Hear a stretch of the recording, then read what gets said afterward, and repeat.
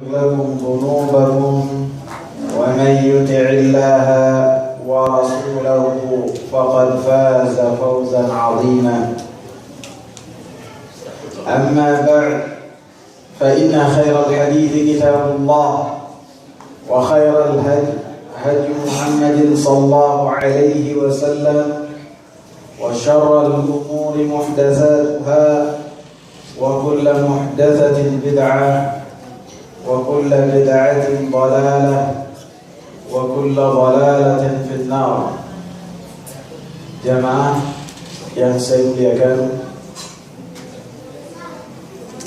mari kita lanjutkan pembahasan mengenai 3 prinsip utama yang sangat memiliki keagungan di dalam agama ini.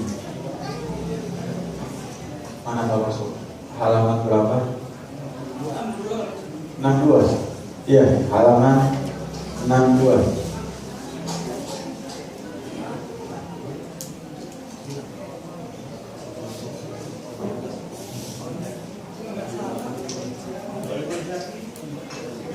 Ya, di sini dikatakan fa idza qila laka, apabila dikatakan kepadamu mal usulul tsalatsa, apa 3 prinsip, 3 landasan allati yajibu 'alal insan, yang wajib bagi setiap orang ma'rifatuha, untuk mengetahuinya. Faqul, maka katakanlah 3 prinsip tersebut, 3 landasan yang wajib diketahui oleh setiap orang. Yang pertama, ma'rifatul 'abdi rabbahu, seorang hamba mengenal sesembahannya Allah Subhanahu wa ta'ala. Jadi yang pertama adalah mengenal Allah Subhanahu wa ta'ala dengan beberapa cara. Yang pertama disebutkan di sini, jazakallahu khairan.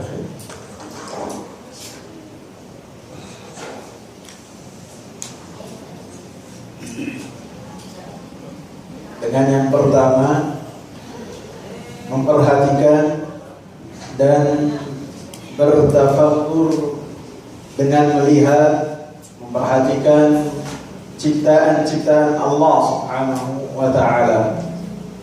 Sehingga dengan kita memperhatikan ciptaan-ciptaan Allah Subhanahu wa ta'ala, maka kita akan mengetahui dan mengenal tentang Allah Subhanahu wa ta'ala. Dengan kita memperhatikan dan bertafakkur, maka kita akan mengenal keagungan dan kebesaran kekuasaan Allah Subhanahu wa ta'ala. Kita akan memahami kesempurnaan kemampuan Allah Subhanahu wa ta'ala dan kesempurnaan hikmah Allah Subhanahu wa ta'ala dan rahmat Allah Subhanahu wa ta'ala. Kita mengetahuinya dengan cara an-nazar, memperhatikan, wa tafakkur, dengan meneliti dan memperhatikan, bertafakkur secara seksama. Allah Subhanahu wa ta'ala menyatakan dalam surat Al-A'raf ayat 185, awalam yanzuru fi malakutis samawati wal ardi wama khalaqallahu min syai'. Apakah mereka tidak memperhatikan kekuasaan dan kerajaan langit dan kerajaan bumi? Wa ma khalaqallahu min syai', dan apa yang telah Allah Subhanahu wa ta'ala ciptakan. Dan dalam surat Saba ayat 46, Allah Subhanahu wa ta'ala menyatakan, innama a'idhukum biwahidatin, sesungguhnya saya memperingatkan kalian hanya dengan satu perkara. Satu perkara tersebut dengan makna antaqumu lillahi mathna wa furada, untuk kalian bermunajat, merenungkan furada, mathna, dengan kalian dalam keadaan sendiri-sendiri, dengan kalian dalam keadaan berdua, thumma tatafakkarun, dan kemudian kalian memikirkan dan merenungkan apa yang terjadi. Dan bisa jadi ketika ayat ini berkaitan dengan Nabi Muhammad SAW, bisa jadi ketika bersama dengan temannya, bersama dengan kabilahnya, merasa gengsi, apapun dia enggan untuk beriman kepada Nabi Muhammad SAW, maka Allah katakanlah untuk mereka itu merenung dan bertafakkur mengenai keadaan Nabi Muhammad SAW, sehingga orang seperti Nabi Muhammad SAW mungkin tidak berdusta atas nama Allah Subhanahu wa Ta'ala. Sehingga apabila berdusta dengan nama Allah Subhanahu wa Ta'ala, apakah Allah Subhanahu wa Ta'ala membiarkan dalam waktu lama? Apakah Allah Subhanahu wa Ta'ala mendiamkan sampai dakwah tersebut menyebar ke sana kemari, bahkan bisa setelah terusir dari kota Mekah, bisa masuk kembali ke kota Mekah pada tahun 8 Hijriah. Sehingga orang-orang Arab ketika melihat hal itu, mereka membandingkan dengan pasukannya Nabi dengan apa yang terjadi pada pasukannya Abraha. Pasukannya Abraha ketika datang ke Makkah, maka Allah Subhanahu wa Ta'ala hinakan mereka. Tapi pasukannya Nabi SAW masuk ke kota Makkah, tinggal 4 hari 6 hari di kota Makkah, kemudian keluar menuju Hunain, menuju Taif, kemudian balik lagi, tinggal lagi di kota Makkah, tidak terkena apapun juga. Sehingga setelah orang Arab itu menyaksikan hal tersebut dan membandingkan dengan pasukannya Abraha, maka mereka masuk ke dalam agama Islam ini afwaja, berbondong-bondong, karena mereka memperhatikan apa yang Allah Subhanahu wa Ta'ala berikan kepada Nabi Muhammad SAW. Dalam ayat lain Allah Subhanahu wa Ta'ala berfirman yang berkaitan dengan anjuran untuk kita memperhatikan dan bertafakkur untuk melihat secara seksama ciptaan-ciptaan Allah Subhanahu wa Ta'ala. Inna fi khalqis samawati wal ardi wa ikhtilafil laili wan nahari la ayatin li ulil albab.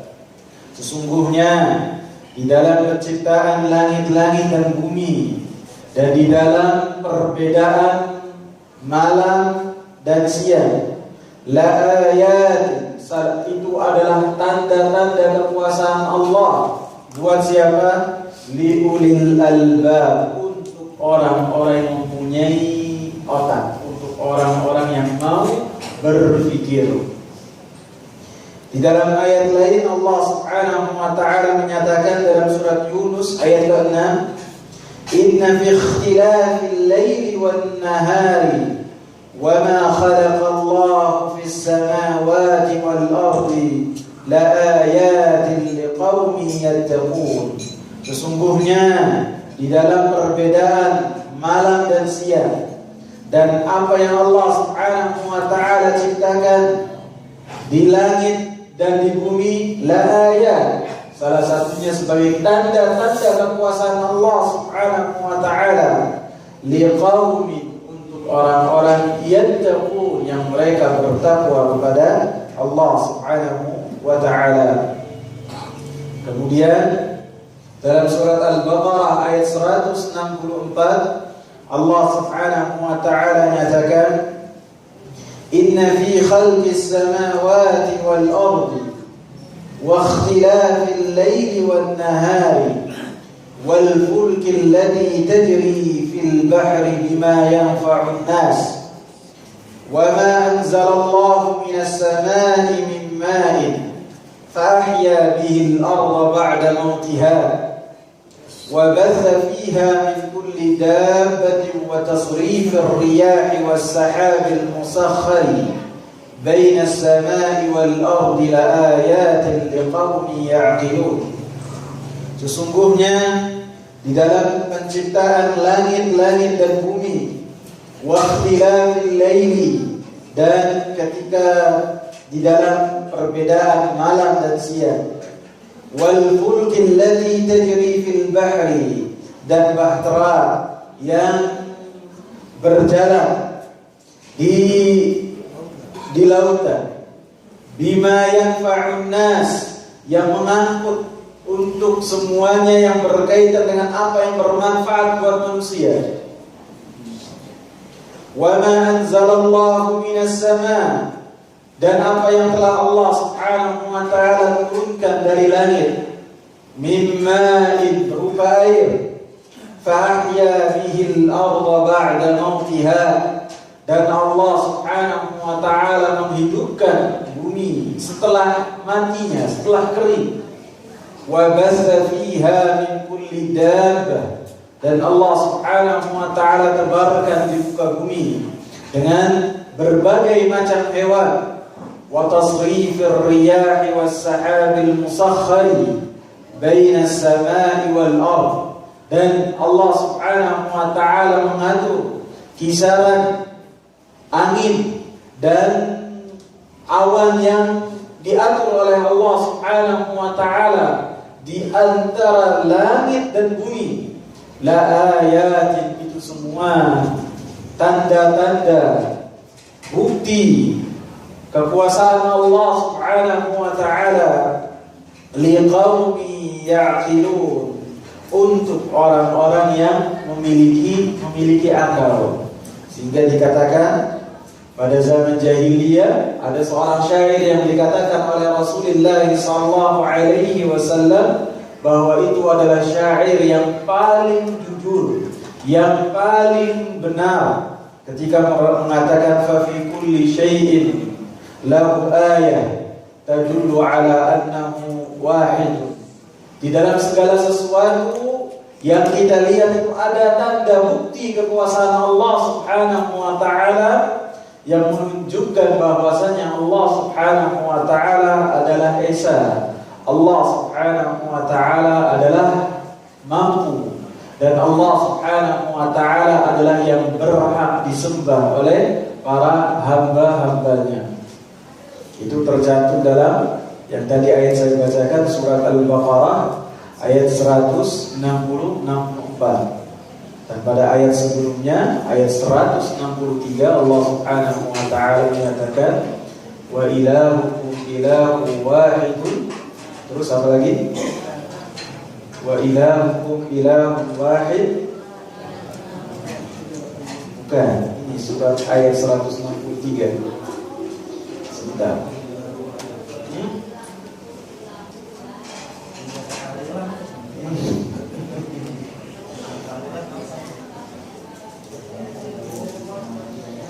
Wa ilahukum ilahu wahid la ilaha illa huwar rahmanur rahim.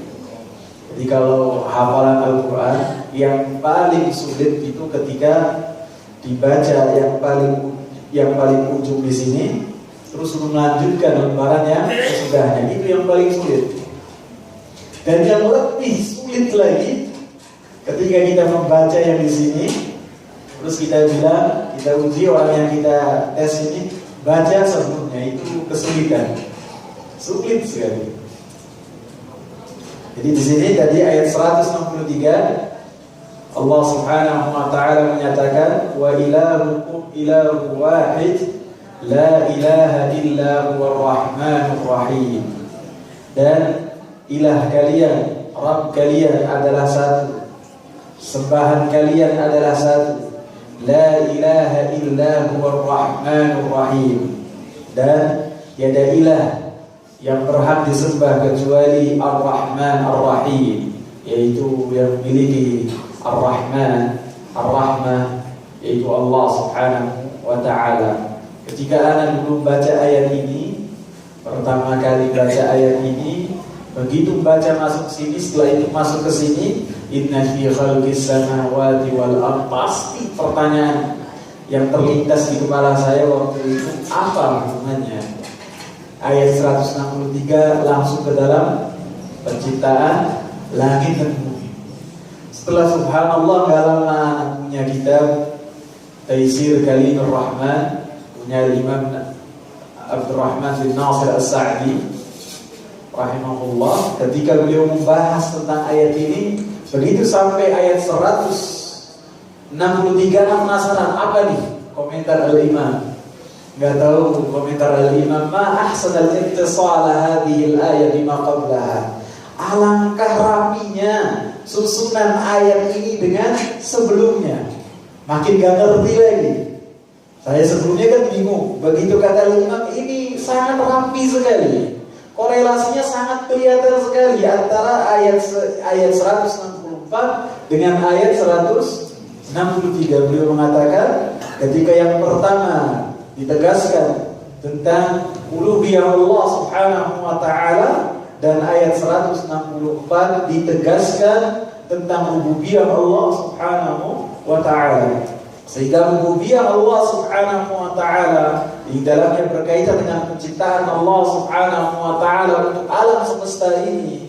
Dan ketika Allah Subhanahu wa taala mengatur apa yang terjadi di alam semesta ini, menjadikan Allah Subhanahu wa taala wa ilahukum ilahu wahid, yang menjadikan Allah berhak satu-satunya untuk disembah oleh hamba-hambanya, sehingga selain Allah Subhanahu wa taala tidak berhak dan tidak pantas untuk disembah.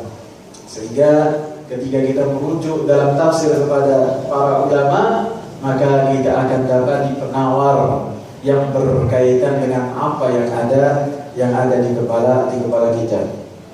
Yang berikutnya adalah dengan kita mengenal Allah Subhanahu wa taala, dengan kita mempelajari ayat-ayat Allah Subhanahu wa taala yang bentuknya itu syar'i, yaitu wahyu yang Allah Subhanahu wa taala berikan kepada para rasul. Sehingga ketika seseorang itu menempuh perjalanan untuk dia menghadiri majelis ilmu, maka dengan menempuh perjalanan dia keluar untuk mendapatkan ilmu tersebut, salah satu jalan dia masuk ke dalam surganya Allah Subhanahu wa taala. Karena dengan majelis ilmu tersebut, dengan dia mempelajari ilmu ayat-ayat syar'iyyah, wahyu Allah Subhanahu wa taala, Al-Quran dan As-Sunnah An-Nabawiyah, maka akan makin mengenal Allah Subhanahu wa taala dan akan makin memiliki rasa takut kepada Allah Subhanahu wa taala.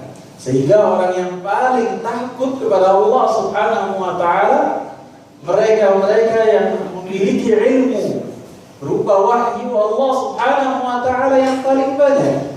Innama yakhshallaha min ibadihi ulama. Sesungguhnya orang yang paling takut kepada Allah Subhanahu wa taala adalah para ulama. Sehingga orang yang paling mengenal Allah Subhanahu wa taala adalah orang yang paling takut kepada Allah Subhanahu wa taala.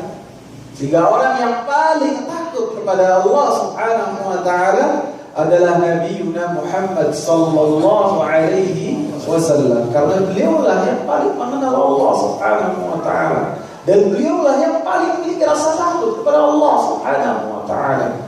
Sehingga ketika terjadi gerhana pada zaman Nabi sallallahu alaihi wasallam, maka diriwayatkan oleh Abu Musa Al-Asy'ari radhiyallahu anhu, faqama fazi'a yakhsha an takuna sa'ah.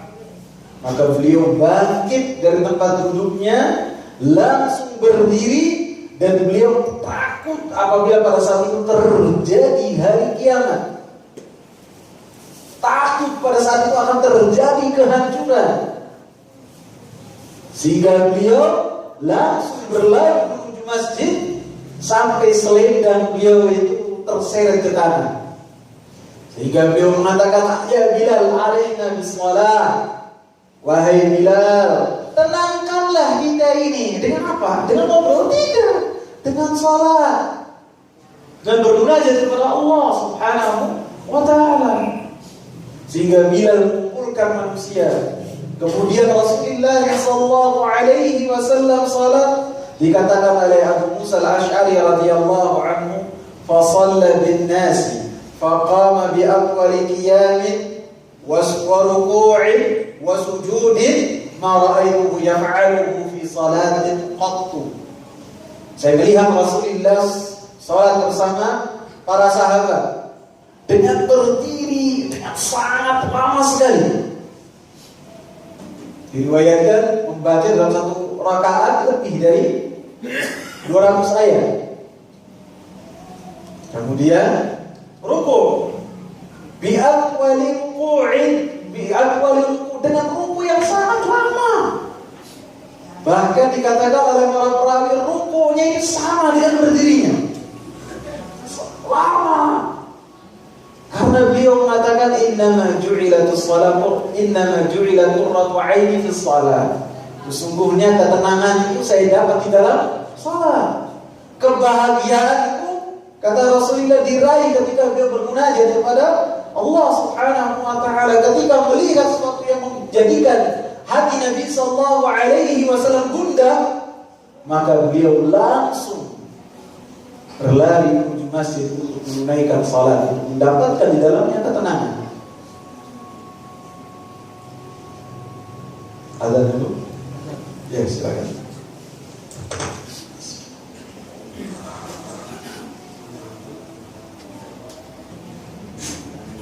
Di antara cara kita mengenal Allah Subhanahu wa ta'ala dengan mempelajari Al-Quran dan As-Sunnah. Sehingga kita mempelajari Al-Quran dan As-Sunnah sesuai dengan pemahaman salaful ummah, sesuai dengan pemahaman sahabat, maka akan menjadikan kita lebih mengenal Allah Subhanahu wa ta'ala, sehingga ada rasa takut kepada Allah Subhanahu wa ta'ala. Dari sini dinyatakan wa ma fiha min al-masalih al-'azimah allati la takunu hayatul khalqi fid dunya wa la fil akhirati illa biha. Sehingga dengan kita mempelajari Al-Quran dan As-Sunnah, maka kita akan mendapatkan di dalamnya kemaslahatan yang besar yang tidak akan bisa kehidupan makhluk ini di dunia dan di akhirat kecuali dengan kemaslahatan yang dibawa berupa wahyu dari Allah Subhanahu wa ta'ala yang diberikan kepada para rasul. Sehingga kemaslahatan yang dibawa dalam agama ini mencakup dengan 6 kemaslahatan, sehingga kita akan mendapati bagaimana setiap kemaslahatan, setiap hajat itu dilindungi dalam wahyu Allah Subhanahu wa ta'ala, dalam apa yang telah dibawa oleh para rasul. Yang pertama, dijaganya agama seseorang,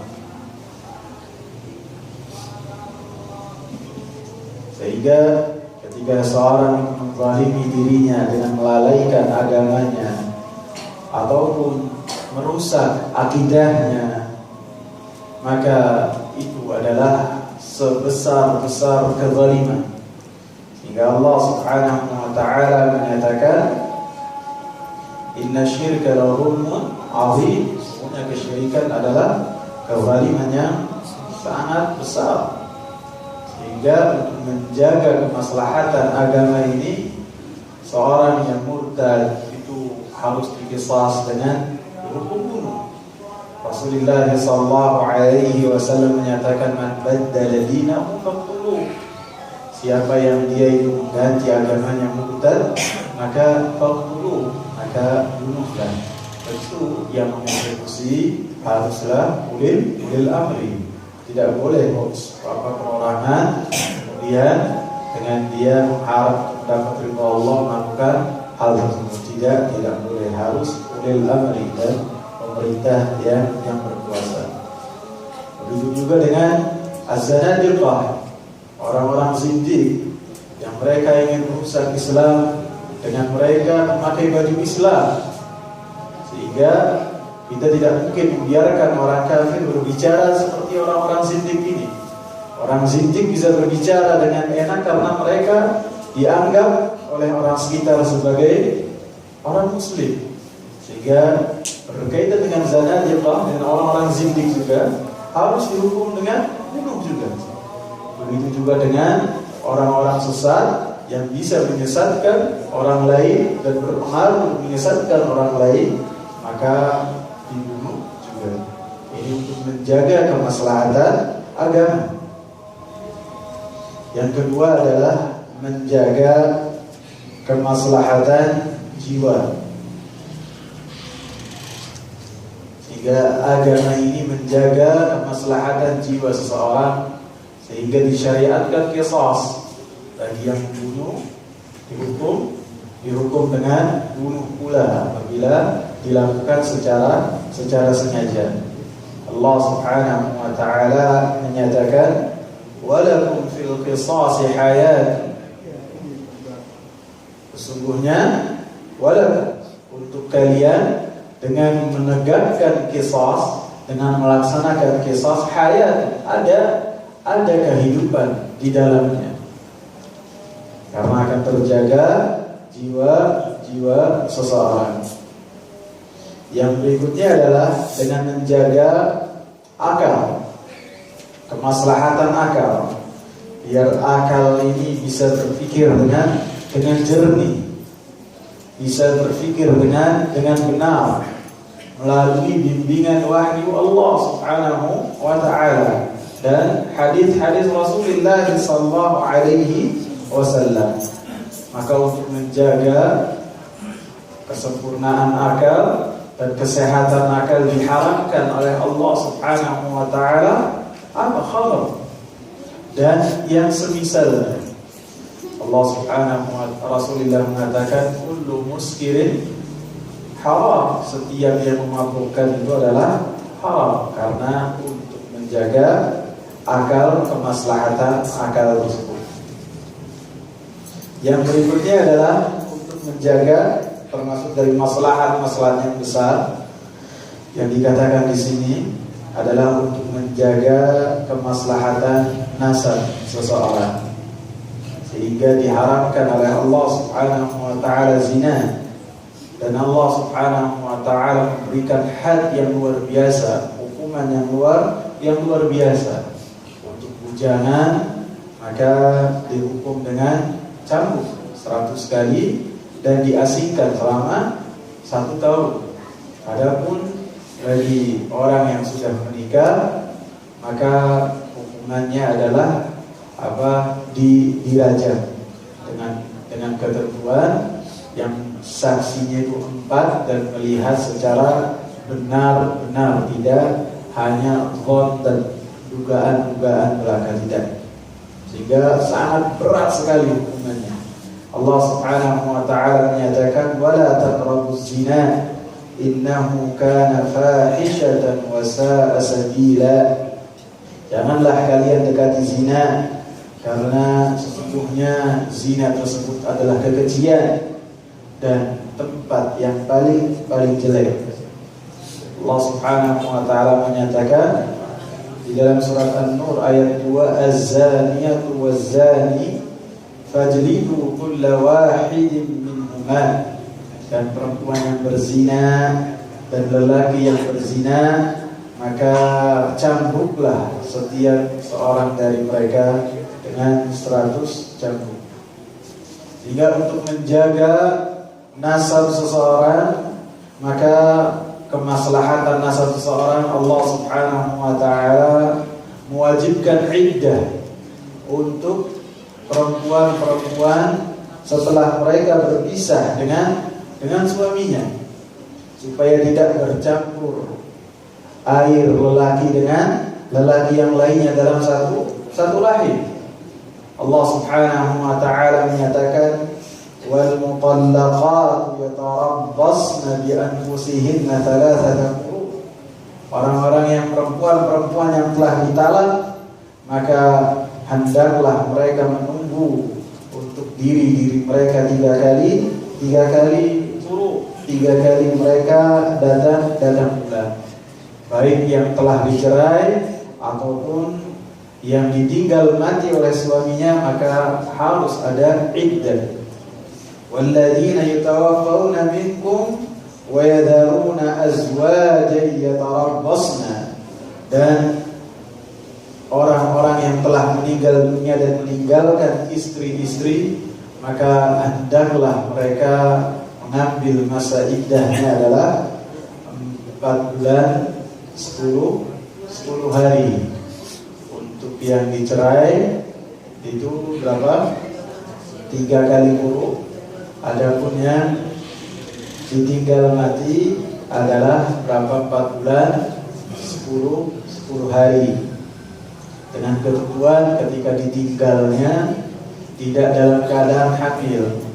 Apabila dalam keadaan hamil, maka dengan melahirkan, maka iddahnya itu telah selesai.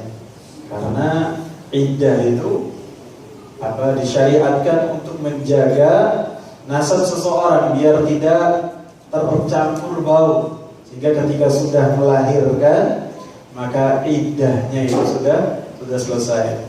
Sehingga bisa jadi ketika perempuan itu ditalak, dicerai ataupun ditinggal mati suaminya, maka dengan ketentuan ketika hamil, maka ketika hamil iddahnya itu selesai dengan melahirkan. Bisa jadi masa iddahnya akan lebih panjang, bisa jadi juga akan lebih pendek. Jadi ketika kandungannya sudah 9 bulan, suaminya meninggal, besoknya melahirkan, maka iddahnya bisa terjadi cuma 2 hari saja. Dan ini pernah terjadi pada zaman Rasulullah SAW, ketika seorang perempuan bersama suaminya melakukan perjalanan ke Makkah, kalau tidak salah menaikkan bersama Rasulullah haji. Kemudian pada malam harinya si suami meninggal, pagi harinya si istri melahirkan. Setelah melahirkan, si istri bersolek untuk bersiap-siap menerima pinangan orang-orang yang datang kepadanya. Sehingga ketika ada yang melihatnya, mengingkari apa yang dilakukan oleh perempuan tersebut. Maka perempuan tersebut ketika ada yang mengingkari, akhirnya syak. Akhirnya dia datang kepada Rasulullah SAW, dan Rasulullah SAW membenarkan apa yang dilakukan oleh perempuan tersebut, yaitu karena iddahnya itu telah selesai dengan melahirkan. Allah Subhanahu wa taala menyatakan wa ulatul ahmali ajaluhunna an yadh'na hamlahunna, dan perempuan-perempuan yang lagi hamil dan mereka dicerai atau ditinggal mati, maka iddahnya itu selesai ketika melahirkan. Sehingga yang ajib adalah ketika seorang sekelas Ali radhiyallahu anhu dan Abdullah bin Mas'ud, ketika beliau membahas tentang hal ini, keduanya menyatakan ketika yang berkaitan dengan perempuan yang hamil kemudian dicerai, maka pendapat beliau mengatakan, pendapat keduanya, waktu yang paling lama dari iddah tersebut maka harus diambil oleh perempuan tadi. Ketika iddah dengan melahirkan lebih lama, maka dengan mengambil iddah melahirkan. Apabila iddah 3 kali quru itu lebih lama, maka dengan iddah 3 kali quru. Maka ketika ada seorang yang mengingatkan dan menyampaikan perkataan Rasulullah dan ayat ini, maka Ali radhiyallahu anhu dan Abdullah bin Mas'ud langsung merujuk dengan mengatakan bahwasanya iddah seorang yang hamil itu dengan melahirkan. Dan tidak semua orang bisa mengetahui semua perkataan Allah Subhanahu wa taala dan perkataan Rasulullah sallallahu alaihi wasallam. Pasti ada yang luput darinya apapun juga. Oleh karenanya para ulama berbeda pendapat. Karena tidak semua mengetahui wahyu Allah Subhanahu wa taala, baik Al-Qur'an ataupun As-Sunnah. Sehingga ketika ada hadis yang sampai kepada ulama fulan dan tidak sampai kepada ulama yang lain, menjadikan keduanya berbeda pendapat dalam satu permasalahan. Yang berikutnya adalah menjaga kemaslahatan, kehormatan seseorang. Sehingga menjaga kehormatan seseorang, kemaslahatan kehormatan seseorang, Allah Subhanahu wa taala mensyariatkan haddul qadhaf, hukuman qadhaf bagi orang-orang yang melakukan qadhaf, yaitu menuduh seseorang melakukan zina. Dan ini adalah termasuk sab'u muhlikat, tujuh dosa besar yang akan bisa menghancurkan seseorang ketika menuduh orang lain melakukan perbuatan zina. Jazakallahu khair. Allah Subhanahu wa taala menyatakan, "Walladzina yarmuna al-muhsanati thumma lam ya'tu bi arba'ati syuhada'a fajliduhum 80 jaldatan wa la taqbalu lahum syahadatan abada wa ulaika humul fasiqun illa alladziina tabu." Dan orang-orang yang memfitnah atau memberikan tuduhan kepada perempuan-perempuan yang menjaga kehormatannya, kemudian setelah menuduh lam ya'tu bi arba'ati syuhada, tidak mendatangkan 4 orang saksi, fajliduhum, maka orang-orang yang melakukan qadzaf tersebut cambuklah 80 jaldatan, cambuklah 80 kali, wala taqbalu lahum syahadatan abada, dan janganlah engkau terima persaksian mereka selama-lamanya. Wa ulaika humul fasiqun, dan mereka lah, kata Allah Subhanahu wa taala, adalah orang-orang yang fasik. Ketika seorang menuduh kehormatan seorang, maka harus membawa 4 saksi. Apabila tidak membawa 4 saksi, maka harus dicambuk dengan 80 cambukan dan ditolak kesaksiannya selama-lamanya dan dimasukkan dalam kategori orang fasik. Sehingga ketika dia menikahkan putrinya itu tidak bisa. Karena wali itu harus adil, harus orang adil. Jika orang fasik tidak bisa menjadi wali. Sehingga ketika 4 orang saksinya pun datang, kemudian persaksiannya pun tidak jelas atau melihatnya tidak seksama, mereka hanya mengira-ngira saja. Ketika menuduh itu dengan mengatakan, saya melihat si fulan dengan fulanah itu masuk ke taman, maka saya yakin itu lagi zina. Tidak bisa. Maka apabila persaksiannya itu hanya didasari dengan duga saja, maka dicambuk juga 4 orang saksinya, dicambuk juga, terus persaksiannya ditolak selama-lamanya dan dimasukkan ke dalam kategori orang-orang fasik. Berat sekali menjaga kehormatan orang lain. Bahkan seandainya mereka bisa melihat ketika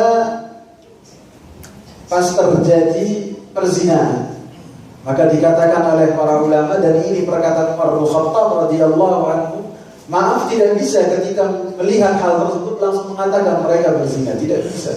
Terus dibawa ke mahkamah, tidak bisa. Harus dikatakan oleh Umar bin Khattab radhiyallahu anhu, harus benar-benar menyaksikan seperti ketika seorang lagi bercela, ininya dimasukkan ke dalam tempat celah, Nah, ketika melihat hal tersebut, maka harus benar-benar yakin melihat keempat-empatnya. Tidak bisa yang empat itu melihat jelas hal demikian, yang ketiga itu karena kaget dia menjamkan mata, kemudian ketika ditanya oleh hakim, saya waktu itu kaget akhirnya menjamkan mata. Akhirnya keempat-empatnya ditolak persaksiannya, dicambuk 80 kali dan dimasukkan dalam orang-orang fasik. Sangat besar sekali yang berkaitan dengan kehormatan seseorang. Sehingga ketika menuduh harus membawa kesaksiannya yang sangat kuat sekali. Apabila tidak, yang menuduhnya dicambuk, dan yang membawa kesaksian yang tidak jelas, kesaksiannya yang berkaitan dengan kehormatan seseorang akan dicambuk juga.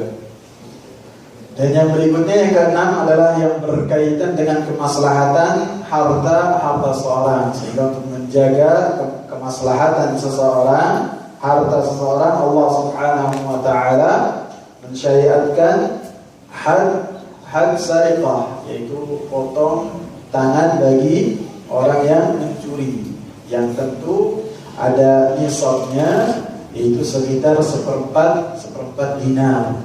Mungkin seperempat dinar itu tidak sampai 30.000, mungkin sekitar 25.000. Hah? 500.000. 1 dinar 2 gram. Berapa tuh? Seperempat. Hah? 500.000. Berarti seperempat berapa? 125 ya. Mungkin anak ini hitungan lama inflasi ya. 125. Jadi hanya sampai 125 saja itu batas minimal untuk potong tangan. Allah Subhanahu wa taala menyatakan was-sariqu was-sariqatu faqta'u aydiyahuma. Dan laki-laki yang mencuri dan perempuan yang mencuri, faqta'u aydiyahuma, maka potonglah tangan keduanya. Sehingga Allah Subhanahu wa taala yang telah menciptakan tangan ini, dan Allah Subhanahu wa taala menjadikan tangan ini untuk amanat buat orang yang telah mendapatkan karunia tangan, maka Allah Subhanahu wa taala perintahkan untuk dipotong tangan tersebut untuk menjaga kemaslahatan harta seseorang. Sehingga apabila seseorang itu memperhatikan maslahat yang besar, yang sehingga dia tidak mungkin bisa hidup di dunia dan di akhirat kecuali dengan apa yang telah dibawa oleh para rasul. Apabila memperhatikan hal tersebut, dia mempelajarinya, maka dia akan meyakini bahwa itu semua terkandung di dalamnya ilmu, hikmah, dan ada di dalamnya keselarasan untuk kemaslahatan hamba-hamba Allah Subhanahu wa taala. Sehingga ketika membaca firman Allah Subhanahu wa taala surat An-Nisa ayat 82, afala yatadabbaruna al-Qur'an, apakah mereka itu tidak mempelajari Al-Qur'anul Karim, walau kana min 'indi ghairillah, sehingga apabila Al-Qur'anul Karim ini diturunkan dari selain Allah Subhanahu wa taala, lawajadu fihi ikhtilafan katsira, maka akan mendapatkan di dalam Al-Qur'anul Karim perbedaan yang sangat banyak. Ayat yang satu berbenturan dengan ayat yang lain. Ayat yang ini akan berbenturan dengan ayat ini. Tapi dalam Al-Qur'anul Karim, ayat yang satu menafsirkan ayat yang lain. Seperti ketika Allah Subhanahu wa taala menyatakan alladzina amanu wa lam yalbisu imanahum bidzulmin ulaika lahumul amn wa hum muhtadun. Orang-orang yang beriman yang keimanan mereka tidak dicampuri dengan kezaliman. Ulaika lahumul amn, maka mereka lah yang akan mendapatkan keamanan, dan mereka lah yang akan mendapatkan hidayah yang sempurna dari Allah Subhanahu wa taala. Maka ketika hal ini sampai kepada para sahabat, mereka merasa berat dengan ayat ini. Karena kezaliman seseorang kepada dirinya bisa juga dengan kezaliman dosa besar, bisa juga dengan kezaliman ketika seorang itu melakukan dosa kecil. Maka disampaikan kepada Rasulullah sallallahu alaihi wasallam, ayyuna la yadhlimu nafsahu, wahai Rasulullah, siapa di antara kita yang tidak pernah menzalimi dirinya sendiri? Maka Rasulullah sallallahu alaihi wasallam menyatakan, alam tasma'u ma qala 'abdus salih, apakah kalian tidak pernah mendengar apa yang dikatakan oleh hamba Allah yang saleh ketika menasihati anaknya, ya bunayya la tusyrik billah inna syirka la dhulmun 'adzim, wahai anakku, janganlah engkau melakukan kesyirikan, karena kesyirikan adalah kezaliman yang sangat besar. Sehingga kezaliman yang tercantum dalam surat Al-An'am, alladzina amanu wa lam yalbisu imanahum bidzulmin, itu dijelaskan dalam surat Luqman. Jadi ayat satu dengan ayat yang lain saling menjelaskan. Sehingga Al-Imam Muhammad Amin Shinqiti rahimahullah, beliau memiliki kitab tafsir yang sangat unik sekali, Adwaul Bayan, Tafsirul Qur'ani bil Qur'an. Itu mungkin Adwaul Bayan, apa cahaya dari Al-Qur'an, yang dengan menafsirkan Al-Qur'an dengan Al-Qur'an, ayat yang satu dengan ayat yang lain, sehingga tafsir beliau ini dipenuhi dengan ayat satu dengan ayat-ayat yang lain. Sehingga ketika beliau menafsirkan ihdinas siratal mustaqim, ya Allah, tunjukkanlah kami ke jalan yang lurus. Apa jalan yang lurus? Beliau bawakan ayat yang lain, wa innaka latahdi ila siratal mustaqim, wahai Nabi Muhammad, engkau itu menunjukkan ke dalam jalan yang lurus. Sehingga beliau mengambil khulasah, mengambil kesimpulan, ketika seorang ingin siratal mustaqim, dengan ittiba kepada Rasulullah sallallahu alaihi wasallam. Dan banyak yang beliau bawakan yang menafsirkan ayat satu dengan ayat yang lain, sehingga ketika kita mempelajari Al-Qur'anul Karim, akan kita dapati di dalam Al-Qur'anul Karim tidak ada ikhtilaf, tidak ada perbedaan ayat yang satu dengan ayat yang lain. Yang berikutnya adalah kita mengenal Allah Subhanahu wa taala dengan apa yang telah Allah Subhanahu wa taala berikan ke dalam hati seorang mukmin, seorang yang sudah memiliki akidah dan dia mengamalkan amal saleh dan dia ikhlas kepada Allah Subhanahu wa taala. Ketika Allah berikan kepadanya ma'rifatullah taala, sehingga ketika dia beribadah kepada Allah Subhanahu wa taala, seakan-akan dia melihat Allah Subhanahu wa taala. Sehingga ini adalah kedudukan yang sangat tinggi bagi seorang yang beriman kepada Allah Subhanahu wa taala. Sehingga ketika malaikat Jibril bertanya kepada Rasulullah, "Mal ihsan?" maka Rasulullah mengatakan, "Anta'budallaha ka'annaka tarah." Kau beribadah kepada Allah Subhanahu wa taala seakan-akan melihat. Sehingga ketika kita beribadah kepada Allah Subhanahu wa taala, memiliki rasa rindu untuk selalu beribadah kepada Allah Subhanahu wa taala. Fa in lam takun tarahu fa innahu yarak. Dan ini kedudukan di bawah dari kedudukan yang pertama dari ihsan tadi.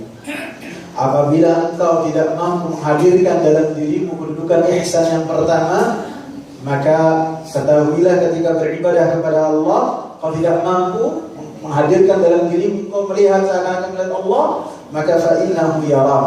Engkau sesungguhnya Allah Subhanahu wa taala melihatmu. Dan semua tindak tandukmu tidak akan luput dari ilmu Allah Subhanahu wa taala.